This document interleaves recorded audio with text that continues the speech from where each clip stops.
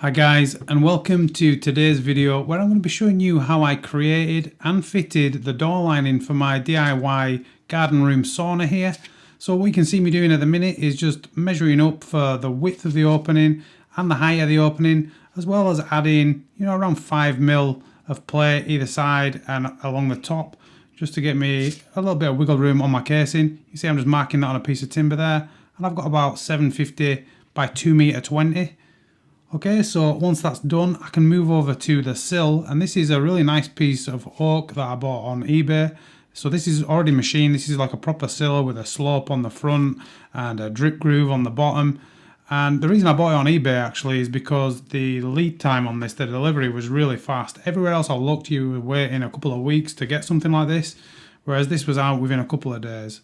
So what I'm actually doing now is I'm marking it out. I've marked out the width and the outside lines, and then I'm just using another piece of timber, which is the softwood that I'm going to be using for the rest of the frame, the head and the legs.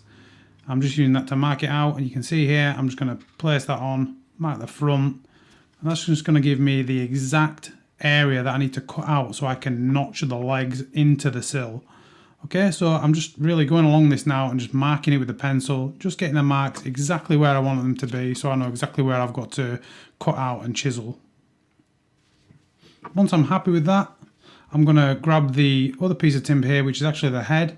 I'm going to mark these marks all the way through onto the head, and the reason that I'm doing this and marking them together is when you mark the timber together, they're going to be exactly the same, and that means that our legs are going to be 100% parallel when they fit in the notches at either end. Following that, I'm also going to mark the depth. So at the minute you can see me doing this on the head, and what I've done is I've just set my set square at 20mm, and I'm just going to hold that on the top here, mark down either side, and then I'm going to use that 20mm ruler bit there just to mark the depth at exactly 20mm. And the good thing about doing it with this is 100% that every single mark that you make is exactly the same. Following that, we can move over to the saw benches here. I'm just going to cut out on the lines.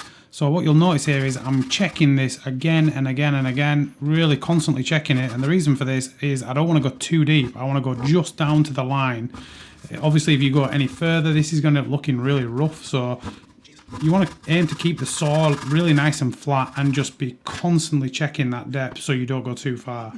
Once I was happy with this, I could move over to notching this out with a chisel. And as you can see, I've made kind of a little contraption here, which is going to serve the purpose as a bench. So it's essentially a piece of OSB with a piece of 2x2 fixed to it, and it's just wedged in place. And that's just going to stop things sliding about as much. Once that's done, you can see I'm just going to chisel from one side to the middle, depth of around 5mm, and I'm constantly going to keep turning this round.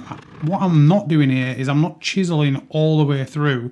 If you try and chisel this all the way through, I can almost guarantee you're going to blow the back of it out and you're not going to get nice and neat on that line. So by just going in the middle and turning it round and only taking a bit at a time, you're going to end up with it being a lot neater.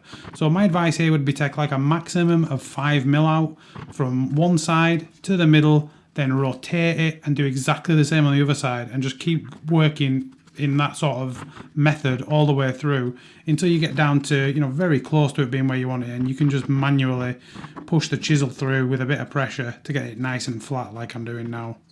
Once that's done, check that it's nice and level, and once you're happy with that, you can move onto the sill. Now the sill is slightly different because we're not going all the way through on the sill. The sill is obviously thicker than the head and the legs, so what we actually want to do is we want to cut out a kind of housing with a stop end as opposed to a channel that goes all the way through. So what you'll see me doing here is I'm just marking at the top, and then I'm going to chisel the edge out. So we're not going to be using a saw at all on this. Instead, we're going to be using 100% chisel. You can see that I'm also fixing another piece of wood here as well to stop this sliding about. And then because I've notched all the way around it with a chisel, now I can kind of chop it out a little bit like you would with a door hinge. So I'm just going to slowly work my way down, and the goal here for me at this point was getting to around 5mm of depth and having a perfectly cut out stopped housing in this piece of wood. The thing to remember here as well is that this is oak, so it is much tougher than the softwood that I was cutting into before. So Taking your time with something like this is really, really important. You don't want to rush this. It's not a 2-minute job. You know, this is a 10, 15, maybe even 20-minute job. And the main thing is that you just get it done and you get it done nice and neat. If you rush and you bodge it up, then you've just ruined an expensive piece of, you know, really nice looking hardwood. So just whenever doing something like this, just take your time. The longer it takes, probably the neater it's going to be. And as you'll see in a second, this was something that I did take a lot of time over, and these ended up looking really, really nice and neat. As you can see, really nice clean square edges, a nice flat bed there for the legs to sit into. So before we actually fit these legs, just one more thing, I'm just going to measure the depth of the remaining timber, and that's what we need to take off the measurements that we made before when we were actually checking the height of the opening. So here we go now, these have been cut to the exact right length. So I'm going to lay this out, and firstly what I'm going to do is I'm going to just fit this all together dry, just make sure everything fits perfectly and I'm really happy with it. And as you can see, these slot in lovely into the sill, and then the head as well, nice and snug, fits on perfectly. So everything is spot on here. I'm just going to check the measurements, which again I'm really happy with, and once this is done we can glue it all together. Now the glue here has two purposes. Firstly, it's going to hold the joints together, but secondly, this is D4, I believe it's called, external wood glue. So this is fully weatherproof, and this is going to be particularly important on the softwood legs and head. So we really want to seal up those end grains and the area where we've notched out, because that's going to be the main point of potential failure on this casing. We really don't want water tracking into these joints, so this glue is going to help a lot. And as you can see, I'm using a paintbrush here to just absolutely lather it all over. So I'm going to get it all over the end grains. I'm going to get it into those channels and those housings that I've notched out of the sill and the head, and I'm just going to cover every single bit of exposed grain. And what that's going to do is, firstly, it's going to give us a really strong hold, because this glue is extremely strong once it goes off, but it's also fully weatherproof, so it's going to stop any water getting into those joints, and ultimately that will mean the door just lasts much, much longer. Okay, so once that's together, we're going to get a few pilot holes in either leg here through the head, and then I'm going to grab some long 4-inch screws here, and we're going to fire those through the head into the leg, and that's just going to give us a really, really solid fixing. It's going to close that joint up with all that glue in really nice and tight. So we do the top. Once the top's done, we can move down to the sill. Same thing again, you can see I'm just drilling 2 holes. I'm going to get 1 screw in there, then I'm going to get another screw in there. That's going to pull that nice and tight, and then I can move on to the other side, just brush them things out of the way, drill 2 holes, 2 more screws, and there you go. That is the frame, absolutely solid at this point. The only job to do now is to cut those little bits of overhanging wood off. So to do that, I'm just going to hold the saw up against the outside edge of those legs. That's going to give me a nice clean cut. You can see me doing that on the head here, so you'll see my finger just pushing up against the saw to keep it nice and flat against that leg. And then once the head pieces were off, I got Evie to come out and hold this for me so I could cut the bottom off with it stood up. This just made a lot more sense, because obviously the sill is a little bit wider than the legs, and it was just easier to do it stood up, despite it being on this piece of OSB, which is clearly sliding about everywhere. So guys, if you've got access to a workbench or something a bit more stable, probably do that. But even with this wobbling about all over the place, it still ended up nice and neat. Okay, so once that's done and I'm happy with that, we can move over to actually installing this. But before we do that, just one other thing, and that is I want to really seal this up with some oil. So I'm applying Osmo oil. This is what I'm actually using for the cladding outside. And again, I'm just getting into them end grains. I'm going to get all over the outside. I actually give this 2 coats before I put it in the opening, and that's just going to ensure that no moisture gets into the back edge of that casing. I'll obviously oil the rest of the casing once it's installed. Okay, so you can see this fits in the opening really nicely now, and actually because my floor is so level and the opening is actually quite plumb already, I'm already really happy with this. There is a little bit of wiggle room for me to pack it and fix it, but first things first, since the floor is nice and level there, that doesn't need any packing, so I'm just going to put a big bead of silicone all over the floor here to sit the sill on. Once that's done, I can pop it into place. Then I'm going to want to double check that it's in exactly the right position. So what I'm doing here is I'm just measuring either side and I'm making sure that it kind of lines up with the cladding that I'm going to be installing afterwards. So I just want to make sure it's even basically here on both the left and the right hand side. Following that, I can drill a couple of pilot holes and I can fire another couple of 4-inch screws to hold this down.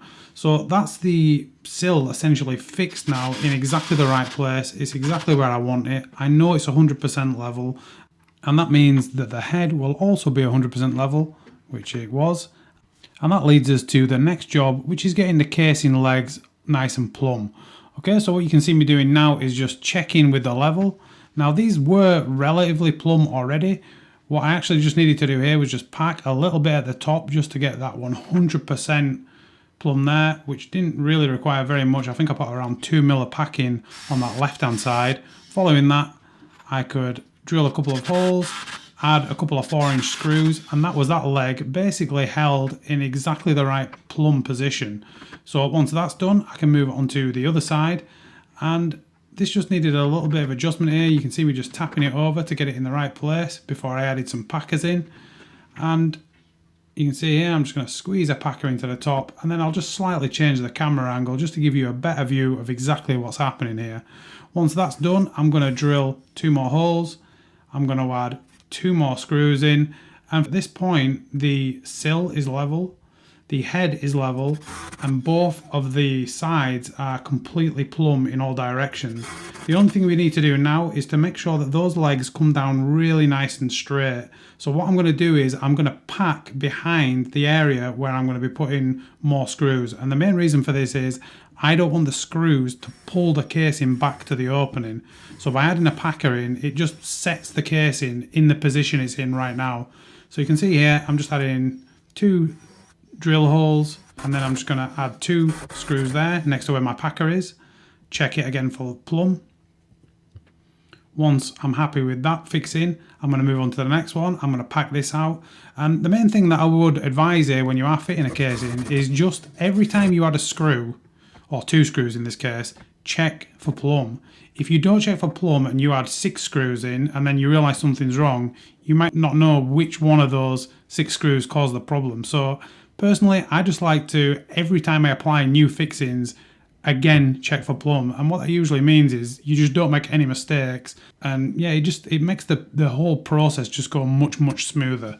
So you can see me here adding a few more packers, then I'll add a couple more screws. Surprise, surprise, I'm going to pull the level out, check for plumb again, then I slide a couple more packers in, check it again, make sure there's no gaps, make sure it's completely straight. So that's one thing you will notice here, I'm just constantly checking the level, constantly checking it, and then as soon as I'm happy with the packing, then I add my screws in. Then once the screws are added in, I check it for plumb again. So it's just a case of just following that process really, and you can't really go wrong. And as you'll see now, the head is completely level. The right hand leg here is completely plumb. The left hand leg is also completely plumb. So once this was done, there was only one more job to do, and that was to add some plugs into the sill, which Percy has kindly stood right in front of. This wasn't actually something that I planned to do in the end, but it just looks a lot neater, I think. And I actually found a little plug cutter in a sort of drill bit set that I had, which coincidentally was exactly the same size as the countersink holes that I'd created. So this is just a case of cutting it out of a piece of wood like this, very simple, snapping it off, putting it in with a little bit of that D4 wood glue, and that just gives a really nice finish. So there you go guys, that's the finished casing. Let me know what you think in the comments below. Don't forget to subscribe if you want to see the rest of this sauna build, and I will see you in the next video.